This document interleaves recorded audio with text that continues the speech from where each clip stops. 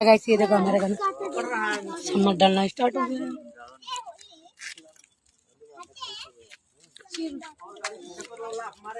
ना तो पहले बीच में आवेलो ने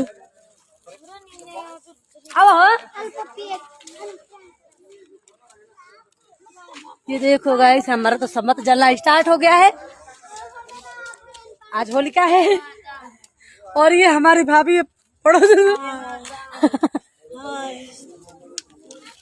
सो गाइस ये देखो स्टार्ट। मेरे बच्चे दोनों सो गए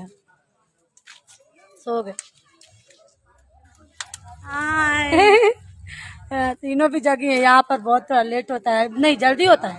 हमारे गांव में तो बहुत लेट होता है लेकिन यहाँ पर जल्दी होता है। तो गाइस ये देखो हम लोग भी जला दिए, अभी तक जगे हैं, इनका वेट कर रहे थे जलने के लिए। अभी बहुत सारे लोग